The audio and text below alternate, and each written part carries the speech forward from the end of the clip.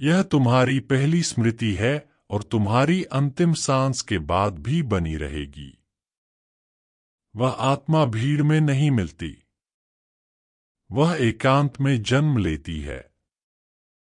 अगले कुछ क्षणों में हम रूमी के साथ आत्मा की पवित्र भूमि पर चलेंगे, उस मौन में जहां सत्य पहली बार सांस लेना शुरू करता है। हम अकेले होने की शक्ति के बारे में बात करेंगे, भागने के रूप में नहीं, बल्कि लौटने के रूप में। हम जानने की कोशिश करेंगे कि शून्यता का सामना करना क्या होता है, खुद को जानना क्या होता है, और उस भ्रम को तोड़ना क्या होता है कि हम कभी प्रेम से अलग हुए थे। यही वह आध्यात्मिक मार्ग था जो रूमी ने चला। अंतर की यात्रा। हम अकेले होने से डरते हैं, इसलिए नहीं कि हमें मौन पसंद नहीं, बल्कि इसलिए कि मौन में हमारे मुखौटे गिरने लगते हैं। दूसरों की मौजूदगी में हम यह सीखते हैं कि खुद को कैसे ढालें, क्या बोलें जिससे सबको अच्छा लगे, कैसे चलें जिससे हम स्वीकार हो जाएं, कैसे मुस्कुराएं ताकि सब हमें अपना लें। लेकिन एकांत में कोई दर्शक नहीं होता, कोई पटकथा नहीं होती। बस तुम्हारी सांसों की गूंज होती है, तुम्हारे विचारों की धीमी लय होती है, भीतर दबता हुआ अस्तित्व का भार होता है। और वही वह कक्ष है जहां यह यात्रा सच में शुरू होती है। रूमी यह जानते थे। उन्होंने अकेलेपन का महिमा मंडन नहीं किया, बल्कि एकांत को पवित्र स्थान की तरह सम्मान दिया। यह जीवन से पलायन नहीं था, बल्कि जीवन में लौटना था। उन्होंने लिखा था, थोड़ी देर अपने कमरे में अकेले रहना तुम्हें दी जा सकने वाली हर चीज से अधिक मूल्यवान सिद्ध होगा। ये शब्द केवल कविता नहीं है, ये भविष्यवाणी है, क्योंकि आत्मा भीड़ में नहीं जागती, वह जागती है एकांत में। जब दुनिया बोलना बंद करती है, तब तुम्हारा वास्तविक स्वर फुसफुसाना शुरू करता है। एकांत में तुम उन बातों को महसूस करने लगते हो जिन्हें देखने का न तुम्हारे पास समय था, न साहस। तुम महसूस करते हो उस चुप्पी को जो तुम्हारी मुस्कान के नीचे छुपी थी। वे विचार जो पिंजरे में बंद पक्षियों की तरह बार बार लौटते हैं। तुम्हारा वह हिस्सा जिसे कभी भाषा नहीं मिली। यहां कोई है जिसे प्रभावित करना हो, न कोई जिससे झूठ बोलना हो, न कोई जिसके लिए अभिनय करना हो। इसी एकांत में तुम्हारा सच्चा स्वरूप जागने लगता है, वह नहीं जो प्रतिक्रियाओं पर बना हो या स्मृतियों से ढला हो, बल्कि वह जो सदा से है, अपरिवर्तनीय है। यह शुरुआत में असहज लगता है। मौन कर्णभेदी लग सकता है, स्थिरता असहनीय, क्योंकि हम खुद को बिना ध्यान भटकाए देख पाने के अभ्यस्त नहीं हैं। हम पीड़ा से भागते हैं, सत्य से भागते हैं, अपने हृदय के विशाल अज्ञात से भागते हैं। लेकिन यदि तुम टिके रहो, यदि तुम उस अग्नि में बैठे रहो, तो कुछ नरम पड़ने लगता है। तेज विचार शांत होने लगते हैं। तुम्हारा कवच ढीला होने लगता है। वो कहानियां जो तुमने खुद को सुनाई थीं, तुम कौन हो, क्या नहीं हो, और दूसरों ने तुम्हारे साथ क्या किया, धीरे धीरे वे सब मिटने लगती हैं। जो बचता है वह कच्चा है, सच्चा है, पूरी तरह मानवीय है। और उसी कच्चेपन में तुम अब बिखरे हुए नहीं रहते, तुम संपूर्ण हो जाते हो। एकांत का उद्देश्य तुम्हें जीवन से अलग करना नहीं है, बल्कि जीवन से पुनः जोड़ना है। क्योंकि जब तक तुमने स्वयं से भेंट नहीं की, तब तक तुम वास्तव में किसी और से कैसे मिल सकते हो। जब तक तुमने आईने में देखकर अपने उन हिस्सों का सामना नहीं किया जिन्हें तुमने लंबे समय से नकार रखा है, तब तक तुम किसी को सच्चे मन से कैसे प्रेम कर सकते हो। एकांत में तुम जोड़ना शुरू करते हो अपने बिखरे हिस्सों को। तुम क्षमा करना शुरू करते हो। तुम याद करना शुरू करते हो कि तुम अपने घाव नहीं हो, न अपना अतीत, न अपनी असफलताएं। तुम वह हो जो इन सबको देखता है। तुम साक्षी हो, एक शाश्वत चेतना जो पीड़ा से पहले भी थी और उपचार के बाद भी रहेगी। यह चेतना बहुत सूक्ष्म होती है। यह स्वयं की घोषणा नहीं करती। यह तुम्हारे समर्पण की प्रतीक्षा करती है। और जब तुम अंततः इस क्षण से लड़ना छोड़ देते हो, जब तुम अपनी ही संगति का विरोध नहीं करते, तो यह चेतना उठती है, शांत, विस्तृत, जैसे किसी प्राचीन समुद्र पर उगता हुआ कोमल सूरज। यही कारण है कि हर संत, हर सूफी, हर मुनि रेगिस्तान की ओर चला, जंगल में, गुफा में गया। दुनिया से भागने के लिए नहीं, बल्कि उसके भ्रमों को उतारने के लिए। पवित्र बनने के लिए नहीं, बल्कि असली बनने के लिए। एकांत अनुपस्थिति नहीं है। वह तो पूर्णता है, दृष्टि की, स्पष्टता की और आत्मिक जुड़ाव की। यही वह स्थान है जहां ईश्वर बोलता है, गर्जना में नहीं, बल्कि मौन में। यही वह क्षण है जब तुम समझते हो कि तुम्हारी सबसे गहरी बुद्धि तो सदा से तुम्हारे भीतर थी, उस शोर के नीचे दब कर रह गई थी जिसे तुमने कभी जीवन समझ लिया था। इस पवित्र मौन में तुम अपनी आत्मा को सुनने लगते हो, एक आवाज की तरह नहीं, बल्कि एक अनुभूति की तरह, एक उपस्थिति की तरह जिसे कुछ साबित करने की जरूरत नहीं होती। वह बस है। और पहली बार तुम महसूस करते हो कि केवल होना ही पर्याप्त है। तुम्हें कुछ करना नहीं है। तुम्हें कुछ साबित करना नहीं है। तुम्हें बस अस्तित्व में रहना है, और वह अस्तित्व ही पवित्र है। परंतु एकांत हमेशा कोमल नहीं होता। जैसे जैसे तुम गहराई में उतरते हो, तुम्हें अपने ही अंधेरे से भेंट होती है। वे स्मृतियां जिन्हें तुमने दफना दिया था, वे भावनाएं जिन्हें तुमने सुन कर दिया था, वे इच्छाएं जिन्हें तुमने नकार दिया था, सब सामने आने लगती हैं। और यहीं से कई लोग पीछे हट जाते हैं। वे कहते हैं, मैं बहुत टूटा हुआ हूं। मैं इसे संभाल नहीं सकता। मैं इतना महसूस नहीं करना चाहता।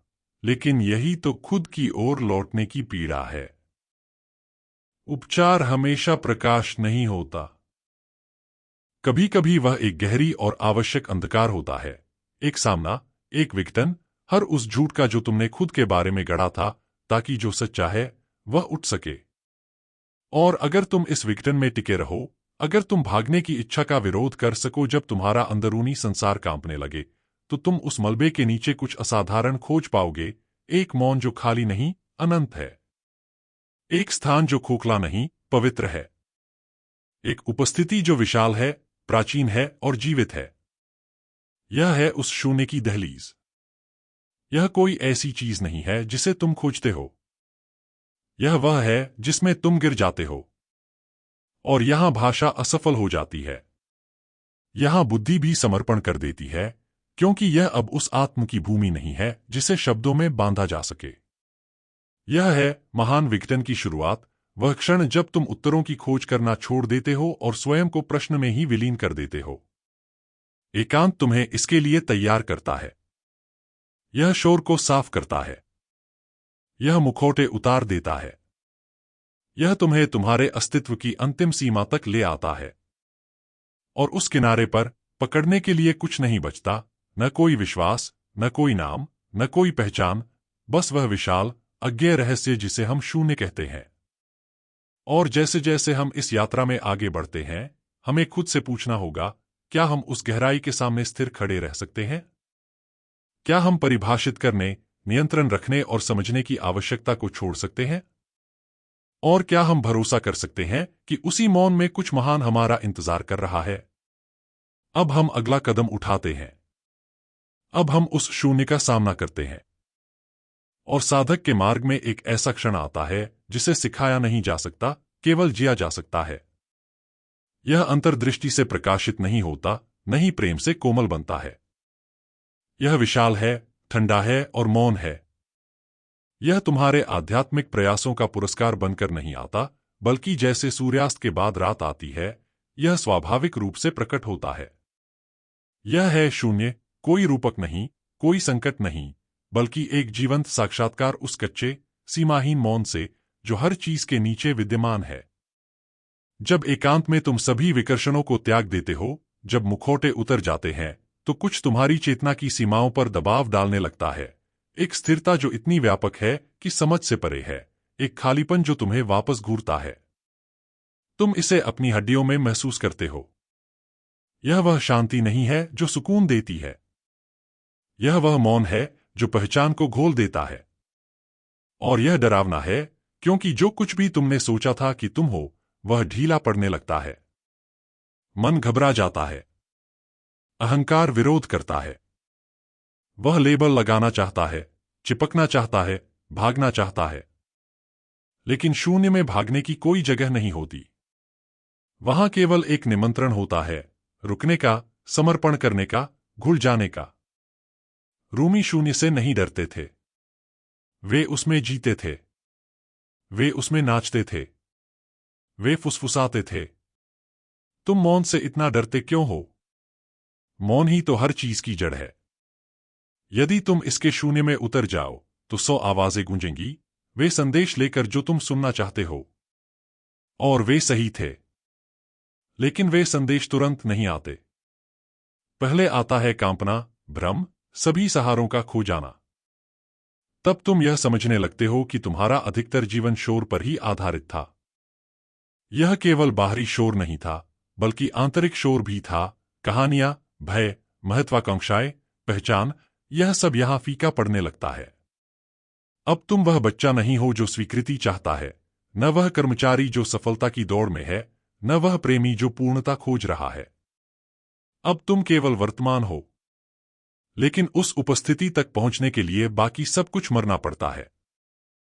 शून्य कोई दंड का स्थान नहीं है। यह एक गर्भ है, एक पवित्र कक्ष जहां सब कुछ मिटता है और फिर से जन्म लेता है। लेकिन यह कोमल नहीं होता। यह कोई आराम नहीं देता, कोई सांत्वना नहीं देता। यह पूर्ण समर्पण मांगता है, किसी परीक्षा के रूप में नहीं, बल्कि एक मार्ग के रूप में। तुम अपना नाम लेकर शून्य में नहीं जा सकते। तुम अपने विश्वास, अपनी उपलब्धियां, अपने घाव नहीं ले जा सकते। तुम्हें उस अंधकार में नग्न होकर जाना होता है, भूत, भविष्य और पहचान से मुक्त। और फिर जो तुम वहां पाते हो, वह अनुपस्थिति नहीं, बल्कि सार होता है, खोखलापन नहीं, बल्कि पूर्णता। शून्य तुम्हारे अंत का प्रतीक नहीं है, यह उस तुम का अंत है जो तुम नहीं हो। एक ऐसा मौन होता है जो शब्दों से नहीं, बल्कि आलिंगन से उपचार करता है। यह तुम्हारे विरोधाभासों को संभालता है, तुम्हारी शर्म और सुंदरता को, तुम्हारी ताकत और दुख को, तुम्हारी चाहत और डर को। यह न्याय नहीं करता, बस समाहित करता है। यह तुम्हारा प्रतिबिंब नहीं दिखाता, बल्कि तुम्हारा अस्तित्व दिखाता है। और पहली बार तुम महसूस करते हो जो हमेशा से था, एक अडोल, अपरिवर्तनीय चेतना जो न समय से छुई है, न कहानी से। यह चेतना व्यक्तिगत नहीं है। यह तुम्हारी नहीं है। यह तुम ही हो।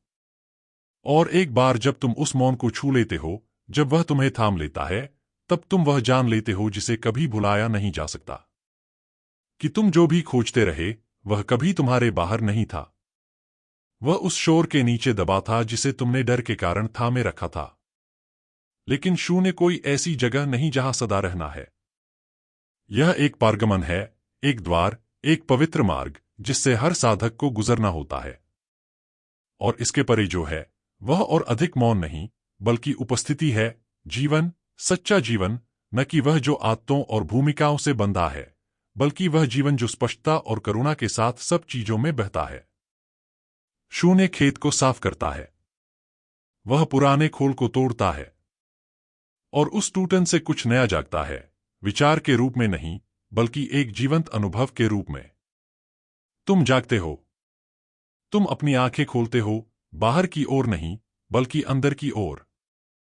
और अब जो तुम देखते हो वह कोई रूप नहीं है, अब तुम उपस्थिति को देखते हो। लेकिन इससे पहले कि हम उपस्थिति की बात करें, हमें उस स्थान का सम्मान करना होगा जहां हम अभी खड़े हैं। हमें उस विघटन के लिए धन्यवाद देना होगा, उस भयानक मौन के लिए जिसने हमें हमारे झूठे स्वरूपों से मुक्त किया, क्योंकि इसके बिना हम कभी याद नहीं कर पाते कि हम कौन हैं। शून्य नष्ट नहीं करता, वह प्रकट करता है। और जो वह प्रकट करता है वह एक ऐसा रहस्य है जो विचार और भाषा से परे है। तुम उसे बोल नहीं सकते, तुम केवल उसे बन सकते हो। और जब तुम बन जाते हो, जब तुम उस पवित्र अंधकार से बिना नाम, बिना नक्शे के बाहर आते हो, तो तुम वही नहीं होते जो पहले थे। तुम चेतना स्वयं बनकर लौटते हो। तो अब सांस लो। जो था उसे मरने दो, जो झूठा था उसे दफना दो। मौन के भार को बोझ की तरह नहीं, आशीर्वाद की तरह महसूस करो। उस स्थिरता को अपने भीतर भरने दो, सुन करने के लिए नहीं, बल्कि खोलने के लिए। उस स्थान को खुलने दो जहां अगला सत्य जन्म ले सकता है। और जब वह आएगा, तब तुम्हें उसे समझने की जरूरत नहीं पड़ेगी। तुम उसे अपने श्वास में महसूस करोगे, अपनी धड़कन में, धरती पर पड़े अपने पैरों में। तुम महसूस करोगे कि कुछ बदल गया है, न इसलिए कि कुछ जोड़ा गया, बल्कि इसलिए कि कुछ झूठ गिर गया। और अब इस मौन से, इस पवित्र शून्य से, हम अगला कदम उठाते हैं। ध्यान भटकाने वाली दुनिया की ओर नहीं लौटते, बल्कि उपस्थिति की रोशनी की ओर बढ़ते हैं, इस पूर्ण अभी में जीने के चमत्कार की ओर। जब शून्य ने तुम्हें खाली कर दिया है, जब भ्रम की परतें उतर गई हैं, तो जो बचता है वह रिक्तता नहीं, बल्कि ऐसा मौन है जो उपस्थिति से भरा हुआ है। ऐसी उपस्थिति जो किसी ईश्वर की नहीं, जो ऊपर है, या किसी बाहरी सत्य की नहीं, बल्कि अंदर से उठती है, कोमल, अडोल, जीवित। तुम इस उपस्थिति में किसी उद्घोषणा या रहस्योद्घाटन के साथ प्रवेश नहीं करते। तुम बस जागरूक हो जाते हो कि वह तो हमेशा यही थी, प्रतीक्षा करती हुई। और उस जागरूकता के क्षण में कुछ गहराई से बदल जाता है। दुनिया नहीं बदलती, लेकिन तुम्हारी दृष्टि बदल जाती है। तुम्हारी सांसें धीमी हो जाती हैं, क्योंकि किसी ने तुम्हें ध्यान करने को नहीं कहा, बल्कि क्योंकि तुम्हारा शरीर अब अंततः याद करता है कि वह सुरक्षित है। तुम्हारी आंखें साधारण चीजों पर ठहरती हैं, एक पत्ता, एक हाथ, पानी का प्याला। समय अब कोई ऐसी चीज नहीं लगता जिससे भागना है। तुम यहां हो, और यहां ही पर्याप्त है। यह है आंतरिक यात्रा की शुरुआत। न कि वह नाटकीय चढ़ाई जिसे प्रबोधन कहा जाता है, बल्कि वह मृदु, मौन गति जो जीवन के साथ पूर्ण आत्मीयता की ओर ले जाती है। रूमी ने इसे विनम्रता से व्यक्त किया था। और तुम कब शुरू करोगे वह लंबी यात्रा स्वयं के भीतर? ये शब्द चुनौती नहीं है, ये आमंत्रण है।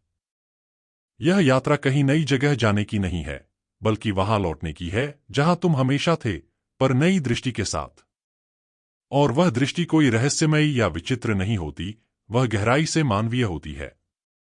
तुम देखना शुरू करते हो कि एक दिन में कितनी बार तुम अपनी सच्चाई से समझौता करते हो, कितनी बार तुम वर्तमान को छोड़कर अतीत में जाते हो या भविष्य को नियंत्रित करने की कोशिश करते हो।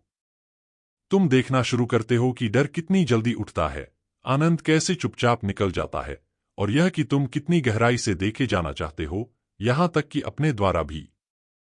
लेकिन उपस्थिति केवल यह देखने के लिए नहीं है कि आसपास क्या है, बल्कि यह उसके प्रति जागरूक होने के लिए है जो देख रहा है।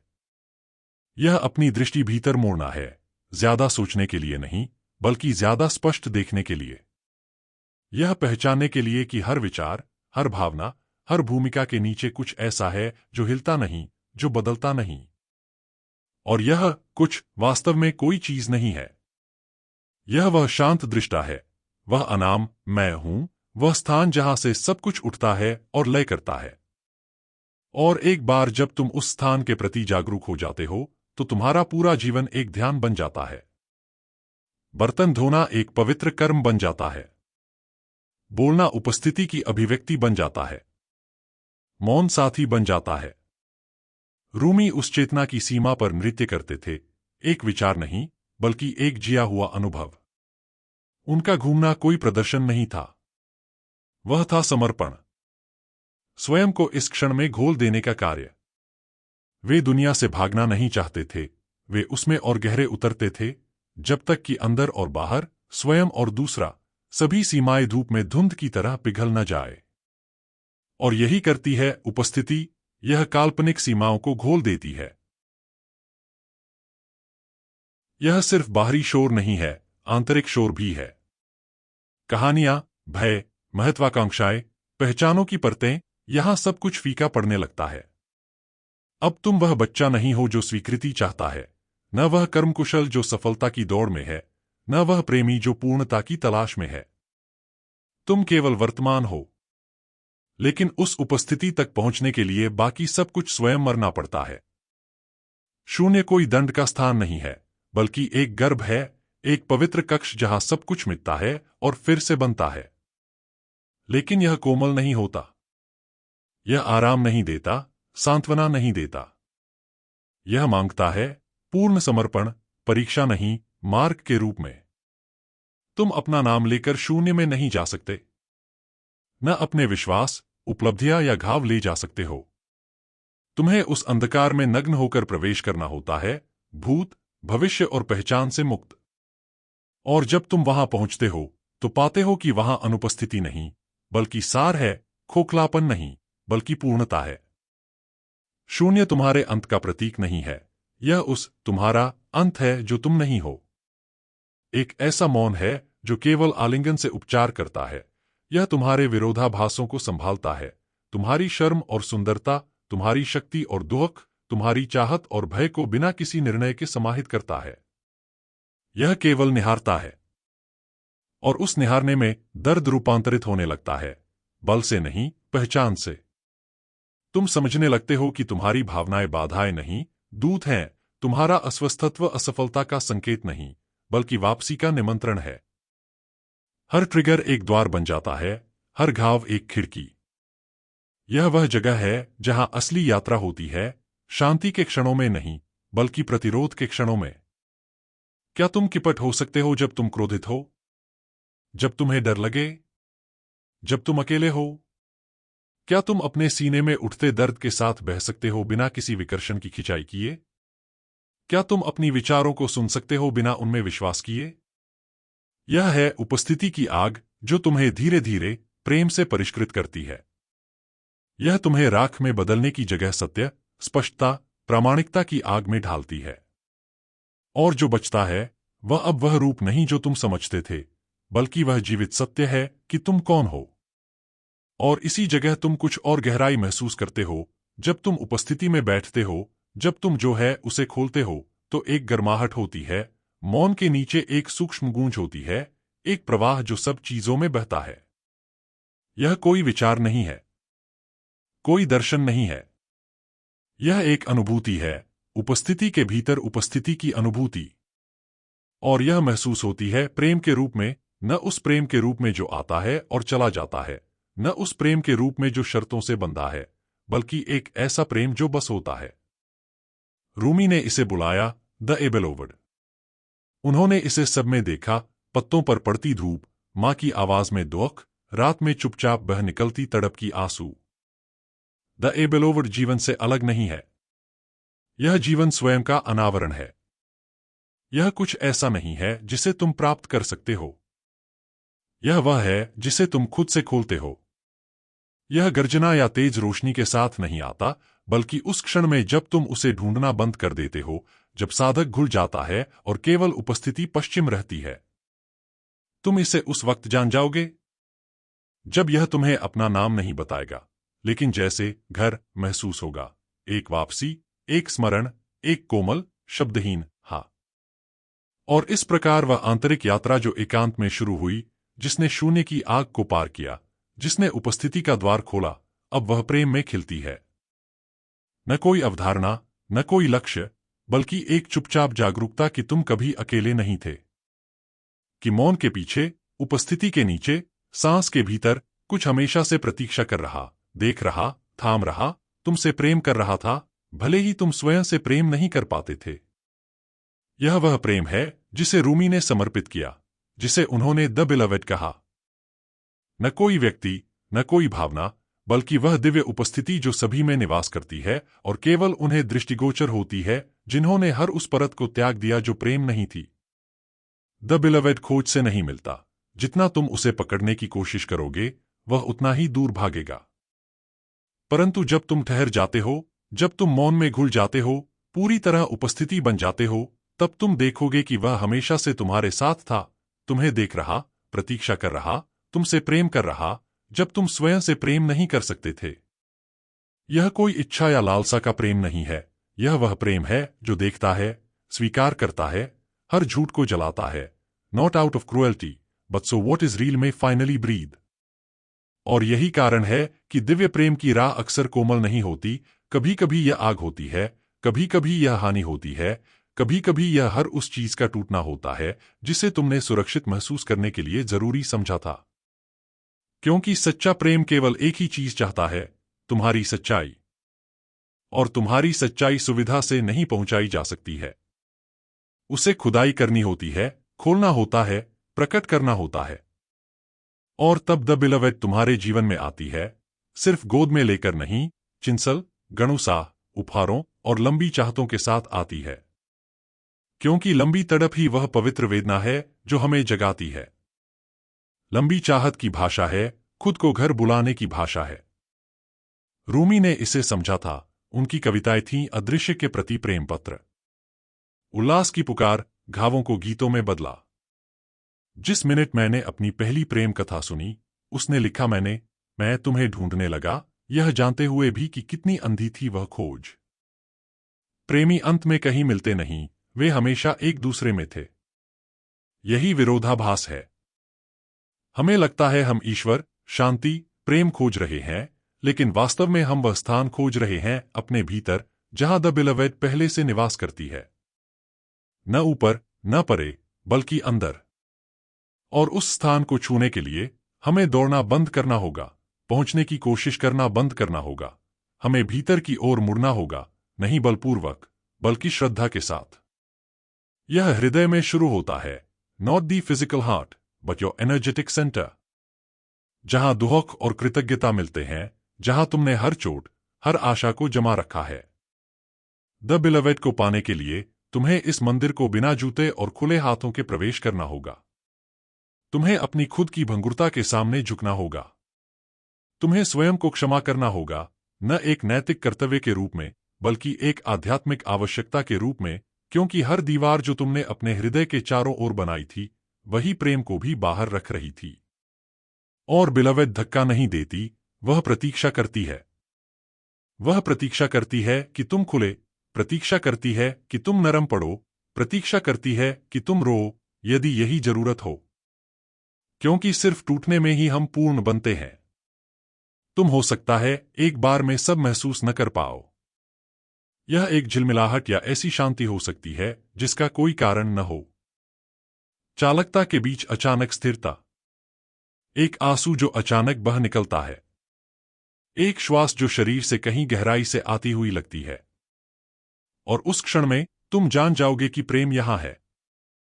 न बाहर, न शब्दों या इशारों में, बल्कि उपस्थिति, सत्य, कुछ ऐसा इतना अंतरंग जिसे नाम नहीं दिया जा सकता, सिर्फ महसूस किया जा सकता है, सिर्फ समर्पण किया जा सकता है। और जितना तुम समर्पण करते जा, वह उतना ही बढ़ेगा, न कोई अनुभव के रूप में, बल्कि एक अवस्था के रूप में। तुम दुनिया में ऐसे चलने लगते हो, न पकड़कर, न बचाव कर, बल्कि प्रकाश बिखेरते हुए। तुम्हें अब दूसरों की पूर्ण करने की जरूरत नहीं होती, क्योंकि तुमने अपनी संपूर्णता को याद कर लिया है। तुम्हें अब प्रेम पाने की खोज नहीं होती, क्योंकि तुम प्रेम बन गए। और उसी बनने में जीवन परिवर्तित हो जाता है, न दुनिया बदलने की वजह से, बल्कि इसलिए कि तुम उसे अब प्रतिरोध नहीं करते। तुम अब विभाजित नहीं करते। तुम अब मांग नहीं करते, तुम्हारे पास वह पहले से है। तुम बन जाते हो बिलवेड के लिए एक पात्र, एक दर्पण, जिसमें दूसरे अपनी खुद की रोशनी देख सकते हैं। यह कोई सिद्धांत नहीं है, बल्कि तुम्हारी आत्मा की जीवित, सांस लेती हुई सत्यता है। और एक बार जब यह जाग उठे, यह तुम्हें भूलने नहीं देगा। यहां तक कि जब तुम फिर सो जाओ, संदेह करो, खोया महसूस करो, बिलवेड तुम्हें हमेशा पुकारेगा, सपनों के माध्यम से, दर्द के माध्यम से, सुंदरता, मौन के माध्यम से। और हर बार वह वही सवाल पूछेगा, क्या तुम फिर से प्रेम करोगे? क्या तुम खुले दोगे? और यदि तुम हाँ कहते हो, तो एक अद्भुत चमत्कार घटित होगा। जीवन तुमसे नृत्य करेगा, न केवल सक्रिय, बल्कि सारी चीजों के साथ। दुख पवित्र बन जाता है, क्रोध ऊर्जा बन जाता है, अकेलापन आत्मीयता बन जाता है। तुम प्रत्येक चीज में बिलवेड को देखने लगते हो। चेहरे पर छूती हवा में, मुस्कुराते अजनबी में, उस वेदना में जो छोड़ने को मानती ही नहीं। तुम जान जाओगे कि कुछ भी वास्तव में अलग नहीं रहा, कि तुम्हारा दुख भी प्रेम का एक रूप था, पहचान की मास्क पहनकर वह तुम्हें वापस लाने के लिए आया था। रूमी ने हर चीज में द बिलोवेड का रूप देखा क्योंकि वे स्वयं कुछ नहीं बन गए थे। उन्होंने स्वयं को इतने पूर्ण रूप से खाली कर दिया कि अब केवल प्रेम ही बचा। यह आमंत्रण है, किसी महान बनने का नहीं, बल्कि किसी भी होने न होने का। इतनी उपस्थिति और समर्पण की प्रकाश में तुम पारदर्शी बन जाओ। तुम्हें अब साबित करने, बचाव करने या तुलना करने की आवश्यकता नहीं। तुम बस एक भेंट के रूप में मौजूद हो। और वह भेंट है प्रेम। लेकिन दिव्य स्मृति की गहराई में भी यह यात्रा अभी समाप्त नहीं होती। क्योंकि प्रेम एक बार जागृत हो गया, तो वह ठहरता नहीं, वह प्रसारित होता है। वह बहना चाहता है, साझा होना चाहता है, साकार होना चाहता है। दिव्य प्रेम ध्यान कक्षों और पवित्र ग्रंथों में छुपा नहीं रहना चाहता, वह तुम्हारे शब्दों में, तुम्हारे हाथों में, तुम्हारी दृष्टि में जीना चाहता है। उसे दुनिया को देना चाहता है, न अति भव्य इशारों से, बल्कि उपस्थिति, धैर्य, सुनने, बार बार खुला दिल लाने से, भले ही वह तकलीफ दे। और इस तरह हम यहां पहुंचते हैं, न अंत पर, बल्कि एक आरंभ पर, प्रेम को जीने की शुरुआत, उस प्रेम को साकार करने की शुरुआत जो जगमगाहट करता है, न जलाने वाला, बल्कि गर्म करने वाला, न अलगटने वाला, बल्कि हील करने वाला, एक उपस्थिति जो मिलने वाले हर व्यक्ति से कहती है, तुम अकेले नहीं हो, तुम टूटे नहीं हो, तुम प्रेम हो, तुम प्रेम हो। और अब जो एकमात्र कदम बचता है, संलयन करना, इस प्रेम को दुनिया में वापस ले जाना, भीतर की यात्रा को बाहर की जिंदगी में उतारना। वह उपस्थिति जिसे तुमने पाया, उसे तुम्हारे जीवन का ढंग बना लेना। और इस तरह हम एक चक्र को बंद करते हैं, पर अंत नहीं, बल्कि वापसी, स्मृति, एक शांत प्रण लेने के साथ कि हम अब मन से नहीं, बल्कि हृदय से जिएंगे। अब हम आगे बढ़ते हैं, प्रतिबिंब में, स्थिरता में, अंतिम सांस के रहस्य में। हम लौटते हैं, not to a place, but to where we always were, only now with open eyes. तुम एकांत से गुजरे, तुमने शून्य का सामना किया, तुम जाग चुके हो उपस्थिति की शक्ति से, और याद किया है उस प्रेम को जिसे नाम नहीं दिया जा सकता।